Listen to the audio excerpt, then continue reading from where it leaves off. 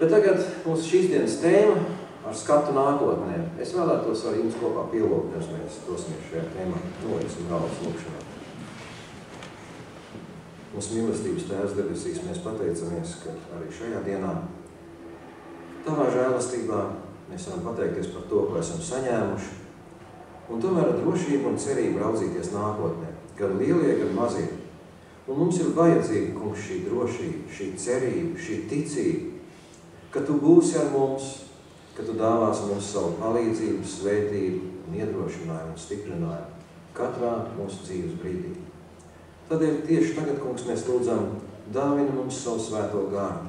Atver mūsu prātus un sirdis Tavam vārdam, lai Tavs vārds mūs uzrunā, pārliecina un stiprina un iedvesmo kopā ar Tevi dzīvot, cerēt, mīlēt un ticēt. To mēs lūdzam un pateicamies Jēzus Kristus vārdā. Āmen. Mēs nevaram raudzīties tikai šajā dienā, mēs nevaram raudzīties tikai pagātnē. Mums ir jāraugās arī uz priekšu. Un jāraugās uz priekšu ticībā un cerībā. Tomēr, atskatoties atpakaļ, mēs jau šajā bērnu stāstā arī pieminējam Jēzu Kristu, kur piemērs iedvesmoja arī šo meitenīti. Un tā, es domāju, arī cauri gadu simtiem un tūkstošiem Jēzus Kristus piemērs ir iedvesmojis gan lielos, gan mazos. Lūkas evaņģēlija 2. nodaļā, noslēguma pantā mēs varam lasīt. Un Jēzus pieņēmās gudrībā, augumā un piemīlībā pie Dieva un cilvēkiem. Tā kā šodien ir 1. septembris, tad mūsu tēma pamatā ir veltīta tiem, kuri uzsāk, atsāk, turpina mācības. Bet es gribētu sacīt, ka, lai gan mani negaida tādas īpašas mācības šajā gadā, šis viena nedēļa noslēdzās, tā bija mācības nedēļa, bet mums visiem tomēr ir jāmācās. Mēs dzīvojam, mācamies, pieaugam gudrībā, piemīlībā, daži arī augumā. Un tā, lai tas viss varētu notikt, un lai Jēzus būtu mūsu piemērs, vēl atrodoties tur Slovenijā kādu rītu, kad es domāju par 1. septembri šeit Latvijā, un bija iegrims tādās pārdomās, tad mans domas pievērsās Mateja evaņģēlija 18. nodaļai. Un tā, šajā rītā ielūkosimies šajā stāstā. Tur iepriekš Pēters runā ar Jēzu. Jēzus viņam atbild par piedošanu, un Pēterim ir tāds interesants jautājums, cik reizes tad būtu tas labais tonis, cik reizes man vajadzētu piedot. Jūs atceraties, kāds tas skaitlis bija? Kaut kāds ļoti tāds neparasts skaitlis, 70 reizes 7. Un kādā citā vietā ir teikts, ja tavs brālis 7 reizes dienā grēko pret tevi un nāk un saka piedod, tad mēs sakam,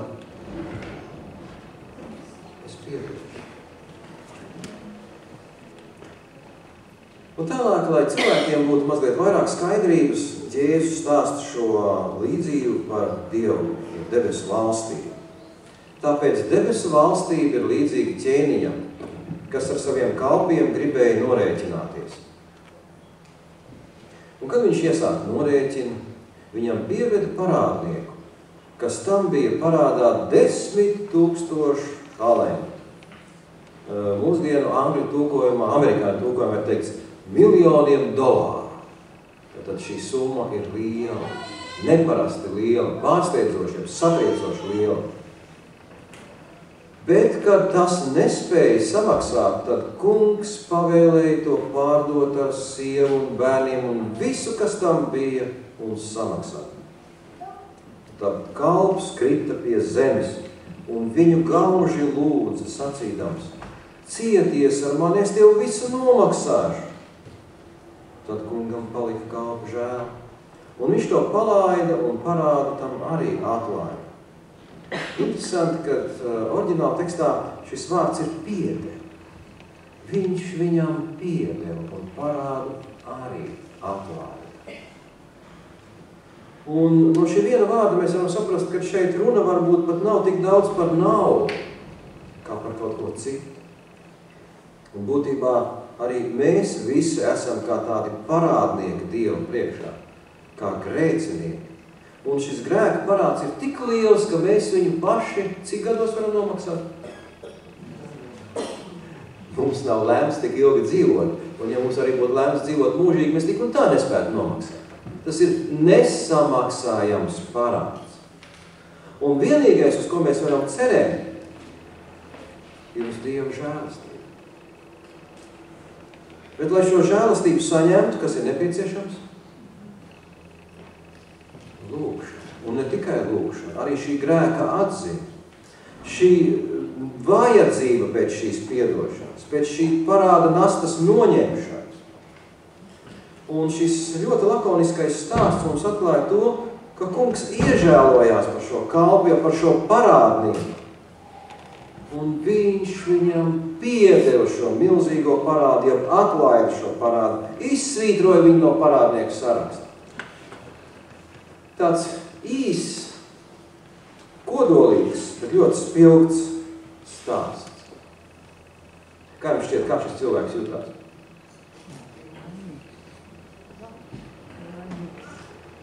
Neizsakām priecīgs. Viņš bija pārsteigts, priecīgs un to prieku ir grūti aprakstīt. Tas prieks droši vien bija arī tāds grūti savaldāms. Bet tad tās nav stāsta beigas, tās turpinās. Bet šis pats kalps izgājis ārā turpat netālu. Viņš sastapa vienu no saviem darbabiedriem, kas tam bija 100 denāriju parādā. Šajā pašā amerikāņu bībelē teikts pāris tūkstošus dolāru. Tad daudzus miljonus un pāris tūkstošus. Un viņš to satvēra un žņaudza un sacīja. Citos tūkumos teikts mocīja un sacīja. Maksā, ko esi parādā. Tad viņa darba biedrs krita tam pie kājām, lūdzās un sacīja. Cieties ar mani, es tev samaksāšu. Bet viņš negribēja un nogājis to iemeta cietumā, tiekams tas savu parādu samaksā. Divas ainas, ļoti līdzīgas savā būtībā, vai ne? Parādnieks un aizdevējs. Summas atšķirās. Kas vēl atšķirās? Attieksme. Jā, attieksme. Principā arī šī sarunas forma. Šeit jau notiek vārdarbība. Un šis vārds patiešām es apskatījos ir žņaut. Tā ir. Viņš viņu žņaudz, mocīja, draudēja. Ja mēs sāktu lasīt no šīs vietas, mēs teiktu, ir tāda situācija. Šodien arī parāda piedzinēja, un viņi arī tās metodas nav tās labākās viņiem. Daudz cilvēku jūtas aizskat un aizvainot. Bet tur ir tā iepriekšējā aina. Un šis cilvēks ir pacilāts. Viņš ir prieka pārpilns. Iedomājieties arī tāda situācija, ka cilvēks atnāk uz Dievu nāk. Viņš šeit dzird skaistu mūziku, dzied dziesmas, lūdz kopā, slavē Dievu. Tad viņš iznāk ārā un šeit pat pie stūra. Viņš ierauga pēkšņi kā cilvēku. Klausies, draugs, tu atceries, cik tu man esi parādā? Un tur uz vietas sāk viņš ņaut. Jūs kaut ko tādu spējat iedomāt? Bet pilnīgi netic. Bet izrādās, ka tā ir situācija no dzīves. Pie tam šis cilvēks, acīm redzot, pats nesaprot, ko viņš dara.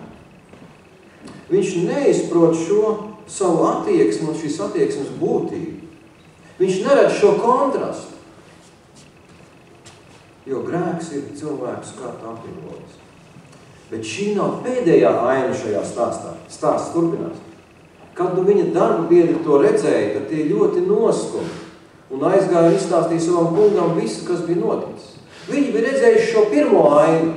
Viņi redzējuši šo lielo žēlastību, šo neizsakām lielo žēlastību, šo neticamo žēlastību. Viņi redzējuši šo nežēlību. Tā bija satriecoša. Un viņi apjukuši gāja un stāstīja savam kungam, kungs, mums ir grūti noticēt, bet tu neticēsi, bet tas tavs kalps, kuram tu atlaidi šo neticami milzīgu lielo parādu. Viņš tikko gandrīz nošņauts savu darbu, kurš viņam bija parādā pavisam niecīgu summu. Tad kungs pasauc šo kalpu un tam sacīja: tu nekrietnais kalps, visu šo parādu es tev atlaidu, ka tu mani lūdz. Vai tad tev arī zem nebija apžēloties par savu darbu biedru, kā es par tevi esmu apžēloties? Un viņa kungs apskaitās un nodeva to mocītājiem, kas, kamēr tas samaksā visu, ko tas tam bija parādā. Tā arī mans debesu tēvs jums darīs, ja jūs ik viens savam brālim no sirds nepiedos. Un jūs redzat, ka arī šī stāsta noslēgumā runa ir par piedošanu. Jēzus šo līdzību stāstīja ne naudas dēļ, bet piedošanas dēļ, žēlsirdības dēļ. Dieva rakstura viena no pamatiezīmēm ir žēlsirdība. Pravieša Mikas grāmatā vecajā derībā 6. nodaļā 8. pantā ir šis labi zināmais un ļoti būtiskais Bībeles teksts atrodams. Tev cilvēki ir sacīts, kas ir labs, un ko tas kungs no tevis prasa, jeb sagaida, proti, darīt taisnību, mīlēt žēlastību un pazemīgi staigāt sava Dieva priekšā. Vai tas ir daudz? Tikai 3 lietas. Ir viegli atcerēties. Ko nozīmē darīt taisnību? Mēs esam runājuši jau par šo tekstu. Būt godīgam. Nedarīt netaisnību citiem varam sakot. Nedarīt citiem pāri, bet būt godīgam, taisnīgam, kārtīgam, patiesam, dievbijīgam cilvēkam. Ko nozīmē mīlēt žēlastību? Runāt par žēlastību, stāstīt par žēlastību, lasīt par žēlastību, izrakstīt tekstus par žēlastību savā īpašā mīļajā piezīmju grāmatā. Žēlastība, tāpat kā mīlestība, ir praktiskas lietas. Ja šeit ir vārds darīt taisnību, tad es gribētu gan izvērt tā kā samainīt vietām. Mīlēt taisnību un darīt žēlastību. Bet šeit ir tā rakstīts. Un tātad mīlēt žēlastību nozīmē, ka tiešām arī sniegt šo žēlastību arī citiem. Tāpēc, ka mēs esam saņēmuši žēlastību no Dieva, ka viņš no nāves mūs caur Jēzu Kristu ir pārcēlis viņa valstībā. Viņš no iznīcības mums ir atvēris ceļu uz savu godības valstību. Ko mēs paši nespējam ne nopirkt, ne iegūt kaut kādā veidā, ne mantot. Tā ir Dieva dāvana. Un mūsu atbilde šai Dieva dāvanai ir mīlestība uz Dievu un mīlestība uz tuvāko, kas atklājas kā žēlastība, kā īpaša žēlastība. Un pazemīgi staigā trešā lieta savu Dievu priekšā, ja citos tulkojumos ar savu Dievu. Dzīvot Dievu tūmā, dzīvot viņa klātbūtnes apziņā, dzīvot ar šo apziņu, ka Dievs nav tālu nevienam no mums, ka viņš ir daudz tuvāk, kā mēs to spējam iedomāties. Un šķiet, ka šī apziņa arī izmaina cilvēku dzīves. Izmaina mūsu attieksmi pret cilvēkiem. Un tā kā mums ir šis jaunā mācību gada sākums, tad ļoti svarīgi to ir saprast, jo mēs dienu dienā nonākam kontaktā ar cilvēkiem, kuriem ir problēmas, vajadzības,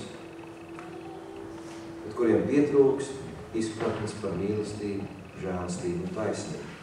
Un varbūt tieši tādēļ Dievs mūs ir nolicis tur, kur mēs atrodamies, kur mēs būsim tuvākajā laikā. Reizēm cilvēki saka, man iet grūti, es esmu vienīgais kristietis savā darba vietā. Kā būtu pareizi teikt? Kā jūs teikt? Man ir prieks, ka es esmu vismaz viens kristietis savā darba vietā. Tas patiešām ir brīnišķīgi, ka Dievs man tur ir nolicis. Iedomājieties, tur nav neviena cita, es esmu vienīgais. Kāda žēlastība, kādas iespējas Dievs man iedod.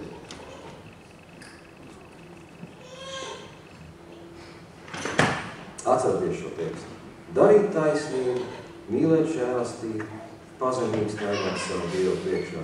Tas ir tas, ko Dievs no mums sagaida mūsu ikdienā. Savukārt vēstulē Filipiešiem 2. nodaļā.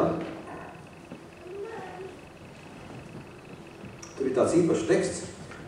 Šajā gadījumā es izvēlējos jauno dzīvo angļu tulkojumu, kurš ir latviskots, jo man šeit daži termini īpaši tā iepatikās. Dievs darbojas jūsos, dodams jums gan vēlēšanos, gan spēku darīt to, kas viņu iepriecina. Tad pirmā doma šeit ir, Dievs jau darbojas jūsos, un viņš dod jums šo vēlmi. Kaut arī varbūt jūs esat vienīgais kristietis, vienīgais adventists, vienīgais cilvēks, kur Dievs ir ielicis šajā vietā, kur jūs atrodaties, strādājat, mācāties. Un viņš dod šo vēlmi un spēku darīt to, kas Dievu iepriecina. Turpinājumā, dariet visu bez žēlošanās un bāršanās.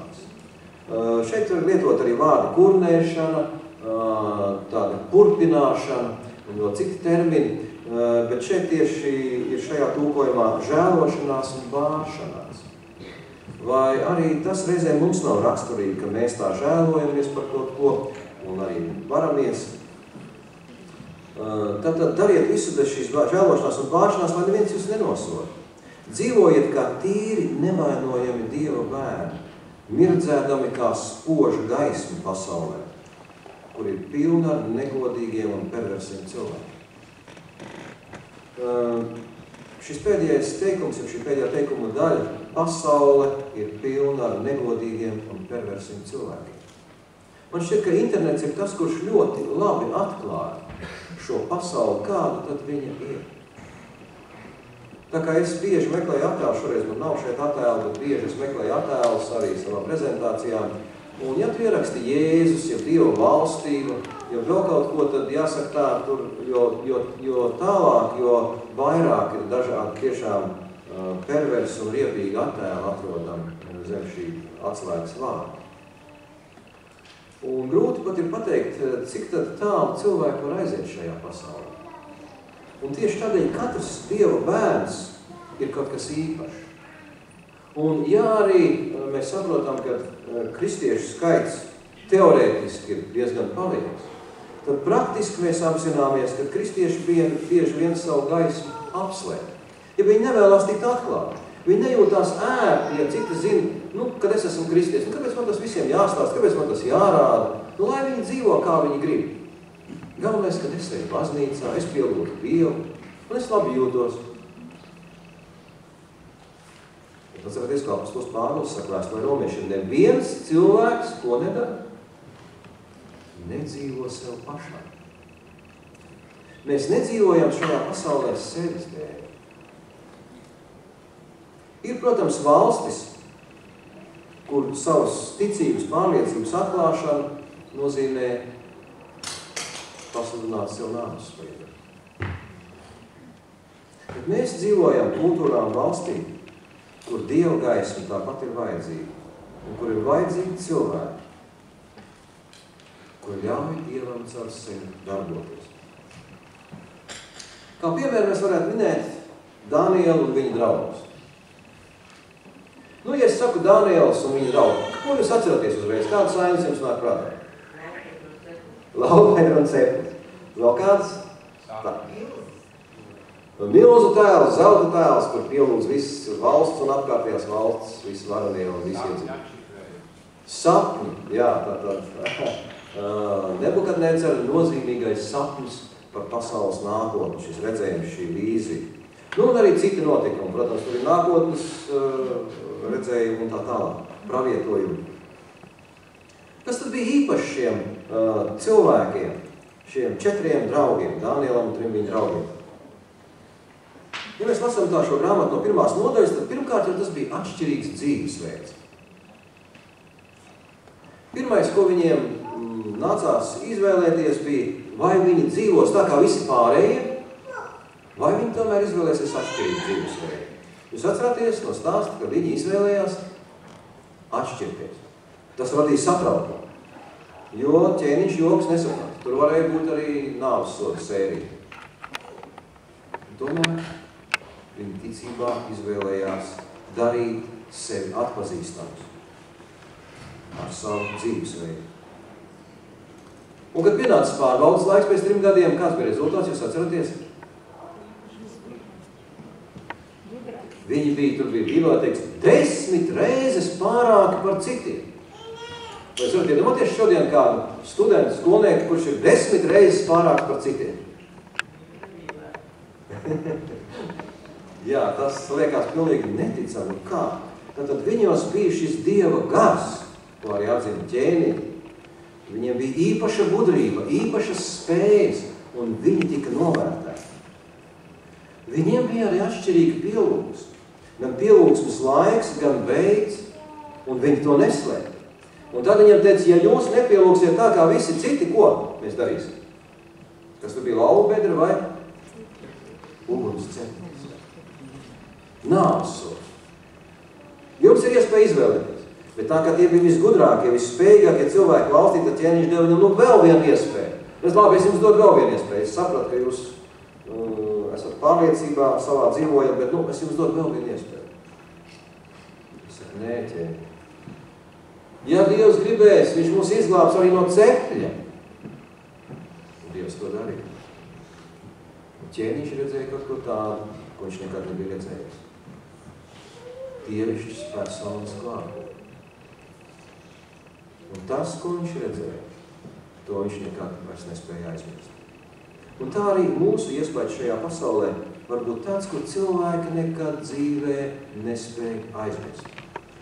Es arī bieži jautāju cilvēkiem, kur atnāk uz draudz, kurus ir pirmo reizi šeit sastopu, kā tad tu atradi ceļu šeit, kā tu izdomāji nākt tieši uz šo draudzu un baznīcu? Un reizēm ir stāsts par kādu notikumu, par kādiem cilvēkiem, un šis cilvēks saka, un šo notikumu, šo stāstu es nespēju aizmirst. Un šis notikums man atver uz šeit. Vēl viena lieta, ko mēs varam atrast Daniela grāmatā, tā ir drosme apliecināt savu ticību jebkuros apstākļos. Viņi nekautrējās par savu ticību. Un atceraties, tagad ir laubedre, pirms laubedres, Daniels, īpaši ķēniņa pavēle, nekādas pielūgsmes, nekādas lūkšanas. Viens cilvēks visā valstī to uzdrošinās pārkāpt.